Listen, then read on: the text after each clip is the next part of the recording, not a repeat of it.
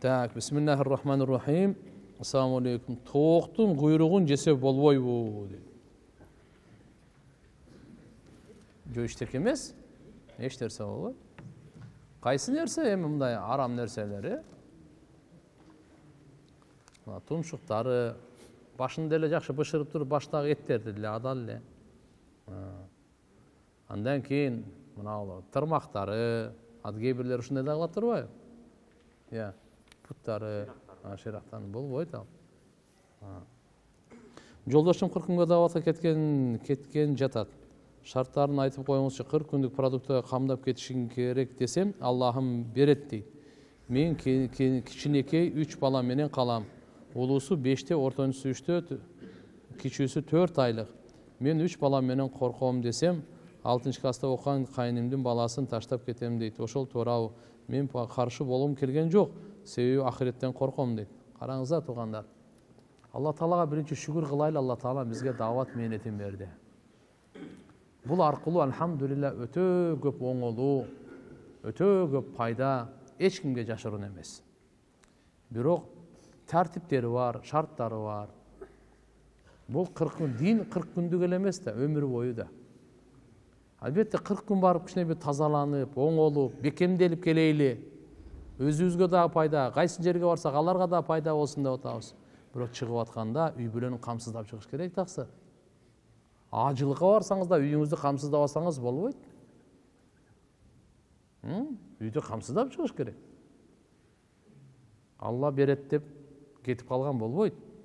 Таксыр ошо Алладан алып берип кое бериңиз сиз деле. Сиз эми аулиясыз эми жетип калгансыз да буяга. Алладан алып берип кое бериңиз. Аларды кыйнабай, эми алардын эми ибадаты намазанда эмес эми, сиздикиндей эмес эми. Сиз кетип бергенсиз буяга. Алладан алып берип кое бериң. Эч немес жок. 2 рекет окуп Алладан Алла. Жо сиз алып берип үйрөтүп көрсөтүңүз кичине. Ана аркаңыздан эрчит да. Аял бана чака аркаңыздан эрчит да. Андай болбойт. Эгер ошончолук эле эме боло турган болсо, азыркындай. Алладан алың, берип коюңуз. Ансыз болбойт, чыкканга болбойт. Зулумдук болот.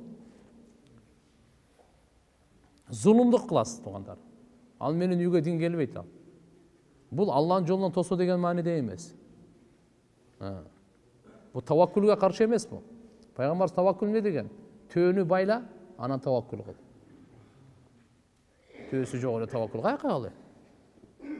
Таваккул мындай, аспаптын бар болуп туруп, ага якын болбосун, мына таваккул.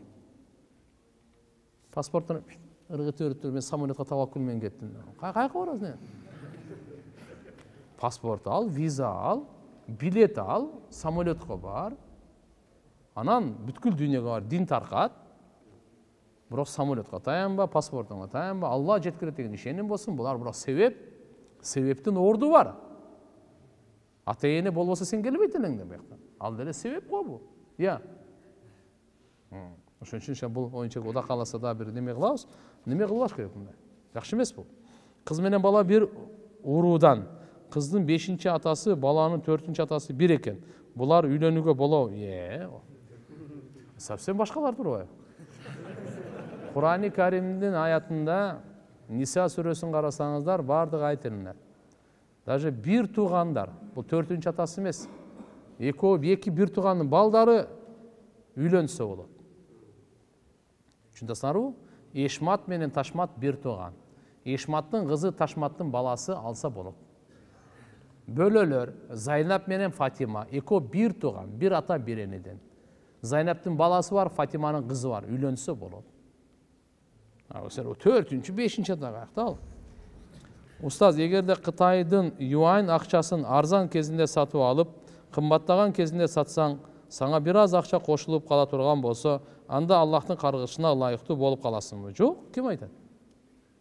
Жакшы эле бул, буда эмне проблема? Кытайдын акчасын сатып алган үчүн деген ошон үчүн болот ал. Ата жок, мисалы. Азыр мисалы доллар алды, доллар 90го чыгып кетти, мисалы, сатты, пайда алды, эчтеке эмес. Долларды долларга саткан болбойт, сомду сомго саткан болбойт. Билип коюңуз. Мисалы, жаңы менде карап туруп эле канча 100 000 сом бар да, 20 сомдуктар да. Түшүндүңүзбү? Мага крупный керек да, 5 000-ликтер керек да. Ошо 100 000 сом бердим да 98 000 берди. Ушу болбойт ушул. Же болбосо эскини жаңыга. Булар болбойт. А сомду, долларды, юаньга баракети болбой, бардыгы боло берет. Assalamu alaikum. Азыркы убакта кыйналып жүрөм. 5 балам бар. Балдарым майда. Сизден сураныч, дуа кылып коюңузчу. Кыйналып жатканда кайсыл дуа окулат? Аллахым жеңил кылсын. Ибадат амалга бекем болуңуздар. Кудай кааласа иншалла бүгүнкү күндө ырыскыларыбыз деле бар. Албетте иншалла кийим кече тияк бияка күнү. Амалга бекем болуңуз. Дуа кыйналган. Ла хаула ва ла куввата илля билля. Истигфарды көбөйткүлө. Ла хаула ва ла куввата илля билля. Менин күйөөм базарда бирөөнүн строй материалын сатып иштейт. Ошол товарларга үстүнө акча кошуп сатып өзү алат. Бул акча арамбы же адалбы? Жооп берип коюңузчу, рахмат. Жок. Эгерде айлык алып, анан кийин ошол жердеги строй материалдын ошол дүкөндүнбү же болбосо складтын кожоюну бир бааны коюп ушудан ашыкча сатпа десе, анда ашыкча сатса арам болуп калат. Мисалы, темирби же болбосо кандай мыкпы, айткы өзүнүн баасы бар. А эгерде мага ушунча эле болот. Мына мага 100 сомдон болот калганы. Амон, сата 120, 130, 140. Мага 100 сомдон берет калганы. Адал ага. Бул жерде эми ошол товардын хозяйыны менен болгон келишимиңиз да. А хозяин эмне дейт ушуну? Мага айткан жокпу ушул? Сен ушудан өткөзбө сат деп. Же болбосо андан ашыкчасы сеникиби деп. Ушу экөөнү чечип алышыбыз керек да. Любой эле строй материал болобу, жөнөкөй болобу, айырмасы жок. Так, жолдошум продуктовый магазин ачты. Ичинде алкоголь да сатылат. Өзүм жолукчамын. Арак саткандан аябай уялам. Чоң күнөө экенин айтсам, сатылып алынган арак түгөнгөндө токтотобуз. Ал эми пиво, тамеки сата беребиз дейт. Устаз, биздин жеген ичкенибиз адал эмес болобу? Кандай жол тутсам туура болот? Күйөөмө баш ийип иштей беришим керекпи? Аллаху акбар. Жо, алкоголь бул арак однозначно болбойт. Кудай кааласа Алла Таалам береке берет. Бул бизде ислам шариятыбызда чочкон менен арак мал гайры мутакаввим деп коет. Бул баасы жок, бул баа жок бул. Бул баасыз. То есть бул ценасы жок бунунчу. Ошон үчүн эгерде азыр мынаны силер нары бери ыргытып жок кылганга иманыңар күчү жетпей атса, болбоду дегенде дүкөнүңөрдөн алып салыңар. Сигаретко эми кичине ал деле бизде макру деп айтылат. Бирок арактай эмес эми, арактай эмес. Эң жакшысы сигарет менен арак, пиво ушунун баардыгын ансыз деле Алла Таалам берекесин берет. Биз ойлой беребиз, ошо сигарет сатсаң, ошондо эми арак сатсаң, анан соода болот экен деп. Кудайга шүгүр. Анысы жок деле алхамдулилlah бүгүнкү күнү соода берекеси бар. Бир эжем күйөөсү менен ажырашкан болчу, азыр кайра жарашабыз деп жатышат, бирок кайненеси көнбөй жатат. Ошого ысытма же дуа окутса болобу? Мен буну билбейт экенмин мындайды. Албетте иншалла дуа кылгыла, ошо өздөрү дуа кылсын. Ассаламу алейкум. Классташ кыздар соц тармактар аркылуу жазып калат. Анан аларга жооп берсе болобу? Соц тармактар. Жок, бири-бириңерге мындай WhatsApp менен сүйлөштүрмөй калсаңар болот. Бирок силердин сырыңарды, жообуңарды башка уга турган болсо, сүйлөшкөнүңөрдө анда жакшы эмес ал. Анан соц тармактарга сүрөттөрдөн коюп, тияк-бияк неме болуп кетип атат. Bundan toxtoş gerek. Assalamu alaikum. Men эч эле оюмду бир жерге топтой албайм. Чечкиндүү боло албайм. Оюм өзгөрүп кете берет. Ушул мүнөзүмдү айынан колумдагы мүмкүнчүлүктөрдү жоготуп алыптырмын көбүнчөсү. Мисалы, жумушка орундашам же турмушка чыгам десем, да тандап карай берем, коркоктук кылат окшойм. Көп ойлойм. Ойлоп ичимден капаланам. Эмне кылсам экен? Кантип жакшы мүнөздүү боло алам? Пайгамбарыбыз саллаллаху алейхи ва салламдын мынакей канча угатабыз сыпаттарын ушуга ниет кылыңыз, дуа кылыңыз, аракет кылыңыз. Калган Алла Таалам берет иншалла. Эрим сага талак берем деп телефондо ошондой деп көп сүйлөйт. Ошого да талак түшөбү? Өзү биз бирге жашайбыз жок. Талак берем деген менен түшпөйт. Миллион жолу айтса да түшпөйт. Талак берем келечекте бул. Качан берет? Өлгөндөн алдын береби, өлгөндөн кийин береби? Берем. Бул жерде коркутуу иретинде айтса, бирок мындай да айтпаш керек. Талак качан түшөт? Талак бердим. Сага талак. Ушул учурда түшөт. Талак беремин менен ага түшпөйт. Талак берсемби, ойлонуп атат. Оңолуп жакшынакай жаша. Буга түшпөйт мындай нерге. Берип койсом, буга түшпөйт мындайлар. Өзбекстандык шейх Самаркандийдин сабактарын укса болобу? Бири болот дейт, бири болбойт дейт. Сиз эмне дейсиз устаз дейт. Мен билбейт экенмин, уккан эмесмин. Көргөн эмесмин.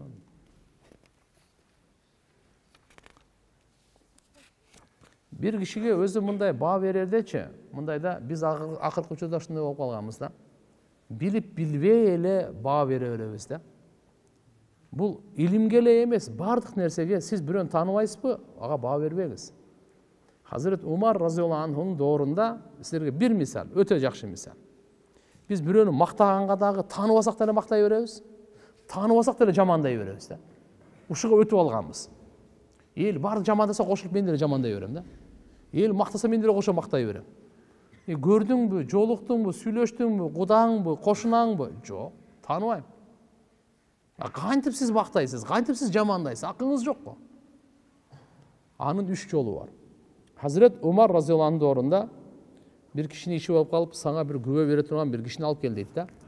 Ал айтат, макул деп бирөөнү алып келет. Анан андан сурайт. Буга жакшылыкка күбөлүк берип атат да.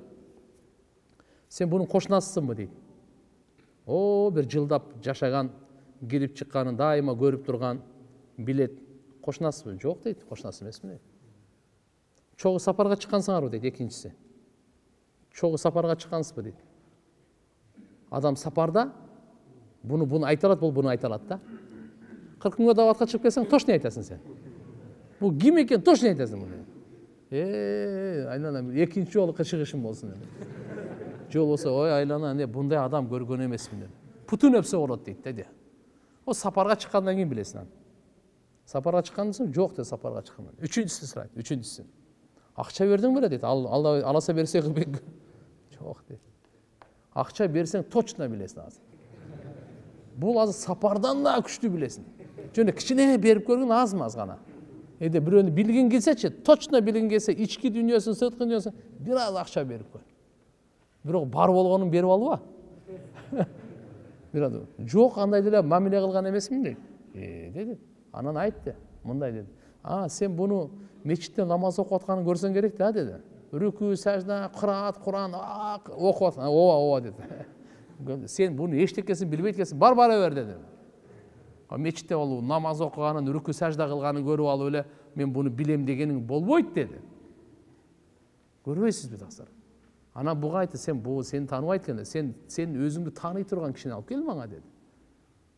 Чогуу жашаган, чогуу сапар тарткан, чогуу иштеген, ошону алып кел, анан сени сурайлы кандай экенсиң. Демек туугандар, бул жерден биз баарыбызга бир чоң сабак. Билип билбей баа бере бербейли да, жакшы жаманды. Мен көп жыл өттү, Аллахымдан перзент берүүсүн суранамын.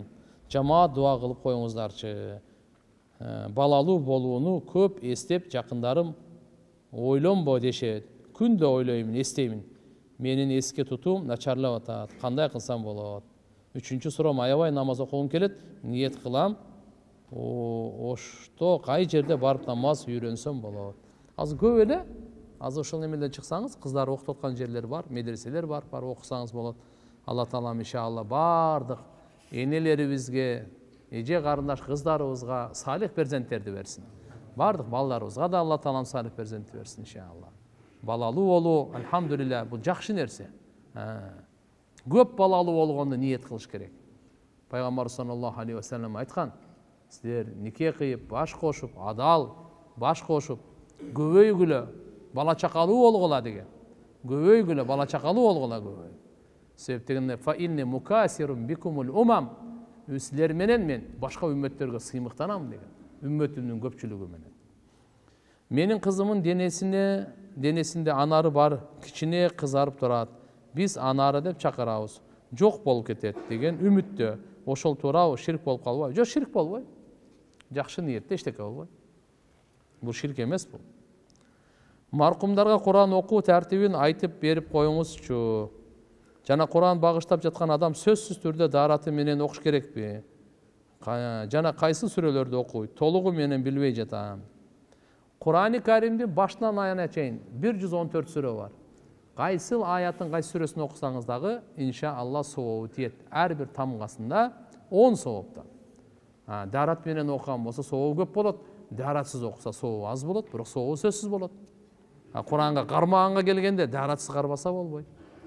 Дарат менен кармайт. Окуганга даратсыз окуса уруксат бар.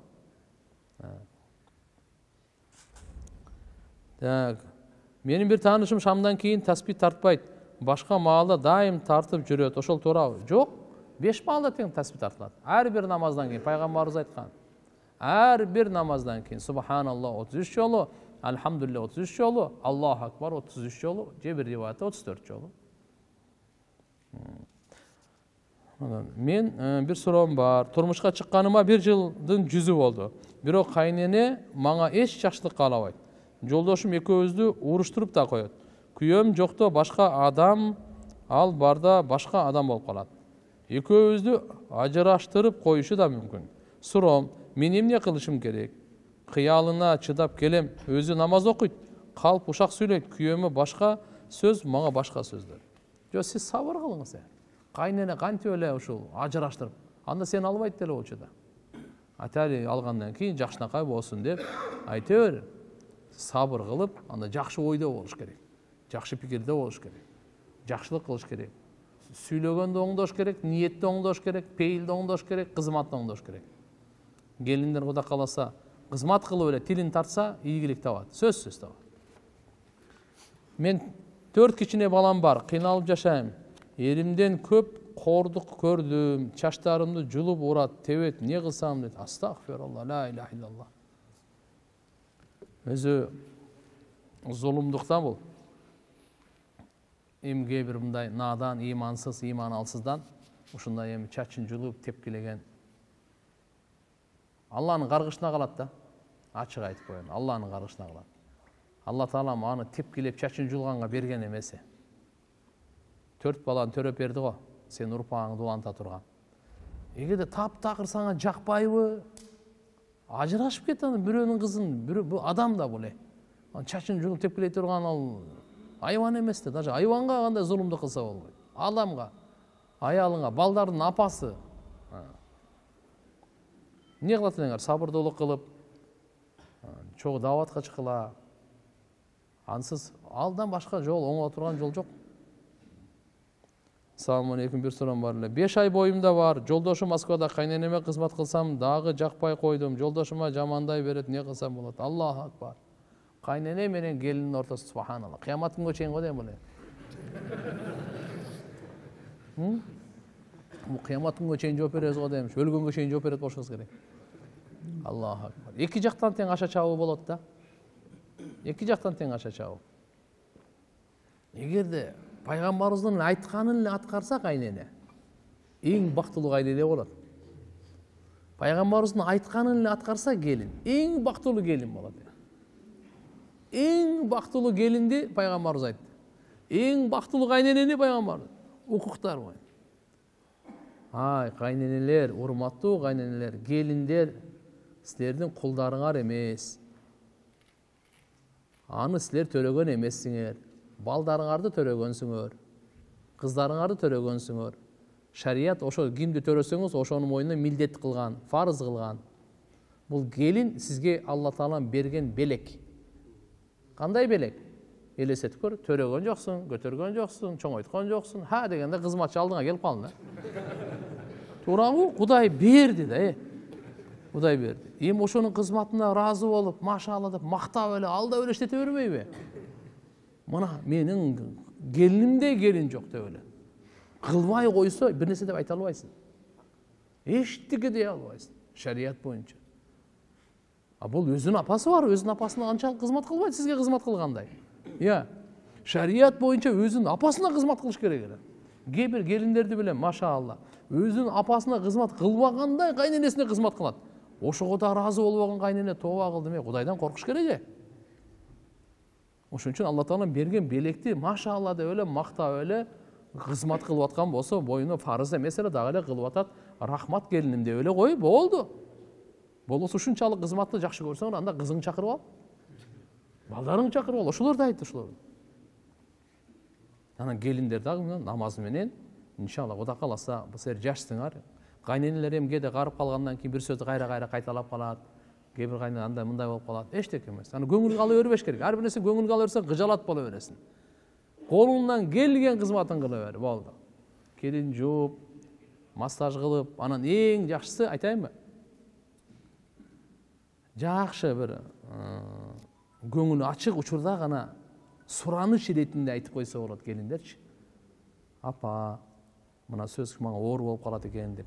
Жакшы тамак жасап берип, жакшы массаж кылып, көңүл ачылып калат го. Ошол учурда сураныч, сунуш иретинде гана ушу кичине мага оор болуп калат экен. Кудай кааласа мен сизди жакшы көрөм. Мына Алла үчүн кызмат кылып атам деп. Бирок кайненеден рахмат күтпөш керек. Кайненеден эч качан рахмат күтпөш керек. Алладан рахмат күт. Келиндер, Алла Тааладан кылган жакшы ишиңизге, айткан сөзүңүзгөчү ушуга сооп Алла сөзсүз берет. Вообще кыжалат болбоң. Кудайым ушундай кылып берет, алхамдулилля, соопко чөмүлөсүз. Күн сайын сооп үчүн кызмат кылыңыз. Кайненеге кызмат кылганда Алла Таала сооп берет. Айткан сөзүңүзгө, кылган ишиңизге бардыгына кирин жууп берип атасыңар, төшөгүн салып берип атасыңар. Буга бирок андан жакшылык күтүп, андан рахмат күтүп, андай кылса рахмат айтпай койсо кыжалат болосуң да. Иш кылгың келбей калат да. Эгерде биз Алладан күтсөк, күн сайын кыла беребиз да. Алла күн сайын бере берет. Даражаңыз көтөрүлө берет. Буну кайтат. Эртеге балдарыңардан кайтат, башкалардан кайтат. Кызмат кылган ден соолугу да жакшы болот. Алланы да табат. Мен Мен 5 айлык кезимде менин атамдын эжеси багып алган. Азыр жашым 21-де. Мен атамдын эжесин апа деп чоңойдум. Атамды тайке деймин. Азыр дагы деле мени чоңойткон инсанга мээримди төгө албайтамын. Чоңойткон инсанга мээримимди төгө албайтамын. Мени таштап кеткен атам, апам, жүрөгүм аларды каалап атат. Түшүнбөй атам. Эмнеге мындай болуп атканымды, не кылсам болот, жардам бериңизчи. Мындай. Сизди ким чоңойтту го? Ошого рахмат айтың. Ал убакта мисалы азыркы памперс болуп калды, оңой эмес эле мурда. Туурабы? Ошон үчүн ким чоңойткон болсо, ошого өмүр бою кызмат кылың. Өмүр бою. Албетте атаңыз бөлөк, энеңиз бөлөк, аларга да кызмат кылыңыз, аларды да жакшы көрүңүз. Бирок ким чоңойткон, аны таштабаш керек. Балам 3 жашта. Тили так чыга элек. Аллахтын 99 ысымын жаттатсам болобу? Бирок ал башкачараак кылып айтып коет. Эчтеке эмес, 3 жашта акырындан да. Нанды нана дейт, барып нан болот. Туурабы? Акырын үйрөнө берет. Мен аялым менен Москвага келгенибизге 4 ай эле болду. Иштеп жатабыз. Аялымдын усту кеч дейм. Аялымдын усту кеч алгандыктан тест менен текшерсек, боюнда болуп калды. Боюнан түшүрүп салсак болобу? Усту кечтен түшүнбөйм эмне экен. Жок, боюнан алдырган болбойт. Мына бирөө балалуу боло албай атат. Бирөө балалуу болбой кыйналып, канча дуа каяктан бирөөгө бала зар, бирөөгө бала кар деп ушуну айтат экен да. Андай кылып алла. Болду, Кудайыма шүгүр кылып, алхамдулилла ден соолугун жакшы карап, жакшы төрөп алыш керек. Убакыт болуп калдыбы? Бар убакыт. Азанчы жок бака, кете берели. Атам экөөбүз чок иштейбиз. Анан кожоюндун тааныштары келип, атамда ичирип коюшат. Анан бир күнү аларды баргыла, башка жака барып ичкиле деген.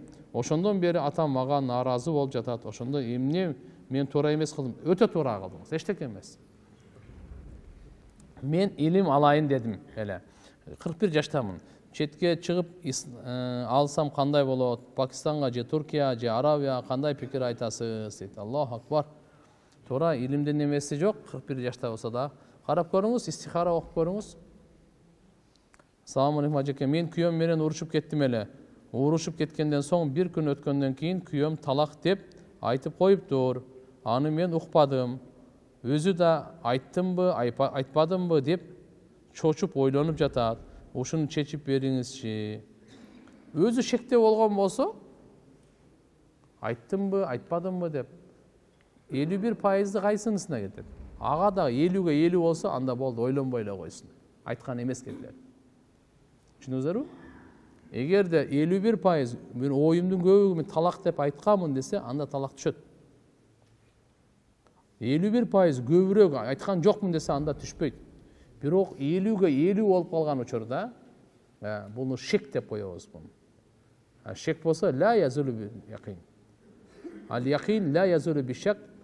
Ага чейин ал никесинде бары, ал анык эле өзүндө, аялы ал, бул ишеним бар. Жөн эле шек васваса менен айттым айтпадыммы деп экиленип калды. Ал айткан жок да. Мындай эле мисалы дарат алганыңыз анык да. Нике кыйганыңыз анык дегендей. Дарат алганыңыз дагы анык. Кийин шектенип калдыңыз. 50-ге 50 болуп калды. Шектенип калдыңыз. Кандай? Дарат сынып калдыбы, сынган жокпу депчи. Болду. Ал шек аркылуу алганыңыз анык барго, аны буза албайт да.